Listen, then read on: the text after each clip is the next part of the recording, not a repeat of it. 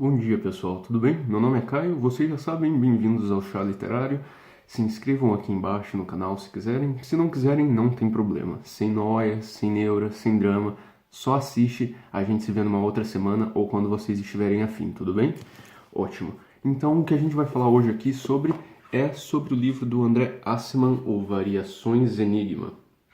Como vocês sabem, o André Aciman é o mesmo autor de Me Chame Pelo Seu Nome, que é aquele livro maravilhoso que eu li no começo desse ano, que foi lançado em 2007 e que vai contar a história do Oliver e do Hélio. Aqui no Variações Enigma, de antemão, só para ficar registrado, é muito bom marcar, ter em mente de que Variações Enigma, o nome, o título, vem derivado de uma peça escrita em 1899, cujo o próprio nome é Variações Enigma, só podia ser isso. E o que acontece? Essa peça, que é uma música que era tocada em teatros antigos, vai dar conta então de 14 diferentes variações que giram em torno do que aquele compositor compôs. Então significa que ele, na explicação dele que tem na internet, lógico que não a explicação dele, mas a história em si da peça, é que ele compôs para 14 pessoas diferentes que tinham na vida dele, entre amigos, esposa. Então, conforme começa, você pode colocar para ouvir, eu até aconselho bastante, talvez dê para dar uma entendida melhor, caso contrário, não se sinta perdido ou de qualquer maneira inválido, é porque realmente é um livro que é meio difícil de compreender, assim, na primeira lida, a primeira olhada. Mas quando você tem isso daqui em mente, realmente fica muito mais fácil. Então são 14 variações, então vai variar desde a mais forte até a mais fraquinha, depois tem uma mais melancólica, uma outra bem mais animada, uma um pouco assustadora. É como se fosse uma mistura de Bach com Chopin e ao mesmo tempo Beethoven. Então assim, é algo que deixa você meio, ué, o que está acontecendo? Mas depois você vai pegar, que vai ver o que é a mesma reação que você tem quando você lê o livro. Como vocês podem ver, aqui em Me Chame Pelo Seu Nome, eu basicamente quase marquei o livro todo com os post-its, né, ou marca-texto que eu gosto de falar aqui. Porque realmente, cada coisa, já no começo do livro, para mim já mostravam coisas muito fortes. E eu gostei muito da história de Me Chame Pelo Seu Nome, muito da escrita, muito da intensidade. O filme também, maravilhoso. E eu tava com uma excitação, vamos colocar assim, mas eu tava com uma expectativa muito alta em relação a Variações Enigma. Então eu tava, uau, legal! E do que conta a história? A história se trata basicamente que vai falar sobre o passado, sempre no passado, é uma história contada em primeira pessoa, vista lá de trás. Então a gente vai ter contos, ninguém falou isso, então eu acho muito importante deixar vocês saberem. Variações Enigma não se trata de uma linha contínua, entendeu? Não é somente isso. São várias histórias, 4, 5, salvo engano, que vão dar o tom do livro todo. Então, basicamente, se você for ver de verdade, depois que eu peguei para reler, porque eu reli umas 2 ou 3 histórias, não faz diferença nenhuma se você pegar um poema pelo outro. Talvez o último, que tenha a aparição do Manfred como o melhor amigo dele, mas não vai fazer diferença nenhuma, porque você não saberia que o Manfred foi namorado dele ou simplesmente foi um amigo com quem ele jogava tênis na história do Manfred. Então é algo que não vai fazer tanta diferença. Você pode ler. É lógico que eu vou aconselhar vocês a começarem pelo começo, sempre comecem por aí. Mas realmente começa com uma premissa muito boa. Começa como se fosse com uma promessa assim de que vai ser bom. Então já começa com o conto Primeiro Amor e daí já começa Voltei por ele. Então daí é que a gente vai ter o pequeno Paolo, né?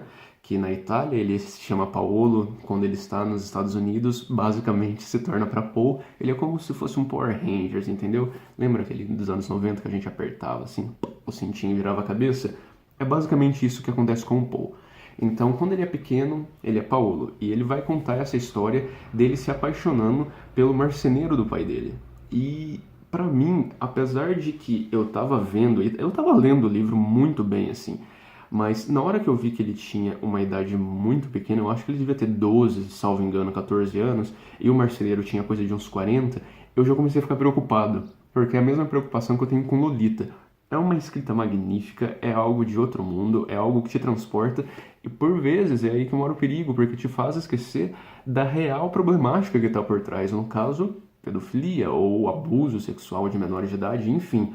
Eu não queria que aquilo acontecesse. Então eu falei, legal, talvez ele esteja fazendo alguma retratação ou alguma transferência em relação ao pai dele. Não, não está. Ele realmente só está fascinado pelo marceneiro.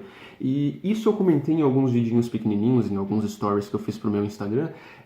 Eu acho que os amantes de psicanálise e os próprios psicanalistas adorariam esses livros aqui, principalmente esse daqui, porque tem muito dessa vertente do psicológico, sabe? Talvez o primeiro conto eu vi algo um pouco parecido com Primeiro Amor, do Turguniev, e também Um Pequeno Herói, do Dostoiévski. Há algumas semelhanças entre os três. Logicamente, de maneira nenhuma, os três são exatamente iguais, mas algumas semelhanças dessa coisa do primeiro amor, de você simplesmente ficar fascinado pela pessoa. E, gente, o que é o primeiro amor se não um doce desespero, não é? Na vida de todo mundo, eu acho. Então, aqui no primeiro conto a gente vai ter isso. E daí a gente vai ter essa luta dele. É óbvio, ele é uma criança, ele não entende o que está acontecendo. Mantenham isso em mente, por favor, pelo amor de Deus. A gente está falando aqui de André Assmann e de Variações Enigma, mas é a mesma coisa de quem acha que Lolita, de alguma maneira, atormentava o Humbert Humbert. Galera, não façam isso, tá? Se você está lendo por essa ótica, você está lendo por uma ótica muito errada, muito problemática. Eu não quero nem falar sobre. Eu já cicatrizei vários traumas passados, esse eu não vou mexer, mas não façam isso, por tudo que é mais sagrado. E o que eu achei muito interessante no conto Meu Primeiro Amor é que a gente vai ter... Eu não vou falar pra vocês, eu vou fazer um pouco de Tati Feltrin agora, e o que vai acontecer eu não vou contar pra vocês, mas eu vi muito do... Quem leu ou assistiu Me Chame Pelo Seu Nome, lembra daquele papo no final que o pai dele conversa com o Hélio. E aqui, o pai dele tem um papel fundamental na primeira história. Então, assim, é uma coisa que quando acabou eu fiquei... Caralho, eu quero saber o que vai acontecer com o pai dele agora pra frente. Vamos lá. Daí eu passei pra segunda história. E daí, depois de Primeiro Amor, vem Entusiasmo de Primavera. E ele já não é mais Paulo, ele é Paul, e ele tá nos Estados Unidos, e ele tá basicamente em Nova York. E o pai dele não aparece mais. E eu fiquei... Caralho, como assim? E daí não aparece mais o pai dele em Entusiasmo de Primavera, depois o pai dele também não aparece em Manfred, e o pai dele também não aparece em Amor Estelar, que pra mim de longe é o conto mais problemático que tem aqui, e depois ele também não aparece em Abdon Square, porque também pra mim isso daqui, o final foi assim, sabe? É onde foi decaindo. Então assim, por que eu falei pra vocês manterem na cabeça a peça Variações de Enigma em si, que ela tem 14 variações diferentes? Porque aqui o que a gente vai ter são histórias diferentes, divididas como se fosse uma peça. Então tem a parte mais alta, a parte mais baixa, aquele entusiasmo maior, aquele entusiasmo não tão grande. Então leia o livro tendo em mente de que você não vai ter uma linha, sabe, linear. Não tem uma dualidade isso daqui. São simplesmente várias histórias que contam e formam a vida de uma pessoa. E daí eu fiquei pensando, vencido o primeiro estranhamento que eu tive, porque foi um estranhamento muito grande, eu falei, não gostei. Não gostei. Porque, em primeiro lugar, eu tenho essa tendência de não gostar e refrear o que não supera as minhas expectativas ou não atende elas. É algo muito problemático. Eu acho que só de reconhecer já é uma coisa boa. E estou trabalhando nisso também. Mas quando é um livro, eu não ligo tanto. E daí eu falei, não, eu devo estar entendendo alguma coisa errada. Fui um pouquinho atrás para pesquisar algumas outras coisas. Vi que realmente eu estava lendo de uma forma que eu estava julgando o cara. E daí, o que é a vida da gente se não a gente querer uma coisa uma hora e depois não querer mais? A gente fazer alguma coisa e se arrepender daquilo, não fazer alguma coisa e se arrepender de não ter feito também. Essa é a vida do Paul. Ele vive de arrependimento. Se eu pudesse colocar aqui, ele permuta entre o fascínio e o arrependimento. Muito entre a nostalgia, mas também entre estou perdido, o que eu faço?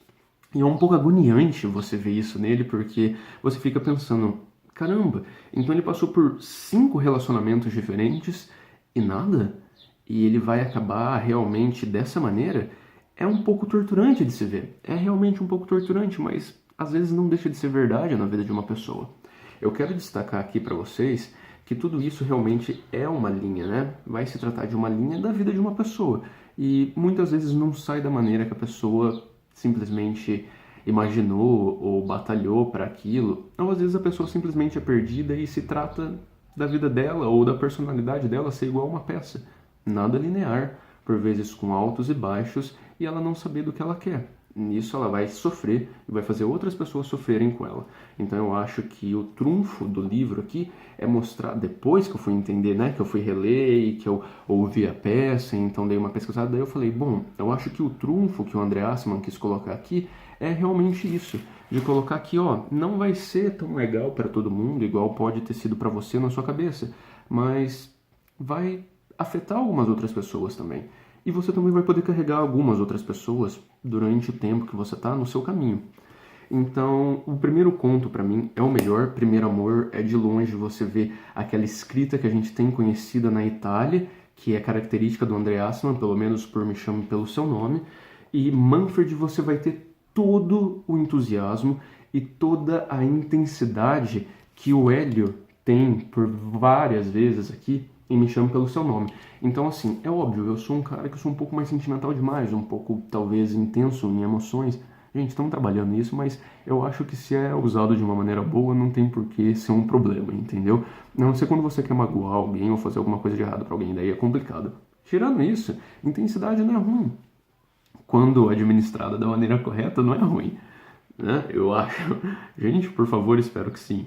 Mas o que a gente vai ter, então, em Manfred é toda a descrição que ele fazia por diversas vezes do corpo, no caso do Oliver, em Me Chame Pelo Seu Nome. E eu fiquei, ok, na hora que chegou no Manfred eu falei, é isso aí, é isso que a gente queria, André. Sabe, a descrição do torso, a descrição das pernas, a descrição dos pelos pubiais, todas essas coisas que fazem com que a pessoa realmente fique fascinada pelo sexo em si, entendeu? Tem aquela coisa de entre vencer o Eros ou simplesmente ser só o sexo, então tem toda essa coisa por trás. Mas se mantenham de guarda baixada, porque fica somente em Manfred, e depois que acontece, é como você tá afim de alguém, e daí na hora que você consegue, você já não quer tanto, e daí não tem mais tanta graça. É esse o balde de água fria que vai ter em todas as histórias, de uma maneira ou outra. Então, assim, o trunfo para mim do André Assman é, pelo menos, creio eu, não vou colocar como histórias LGBT, tá? Mas assim, eu vou colocar de uma forma em que o gay está sendo visto, né? O homossexual é visto, pelo menos na literatura agora, e isso já tem de tempos passados, né, gente? Eu não tenho conhecimento tão grande, mas assim, está sendo visto de uma forma muito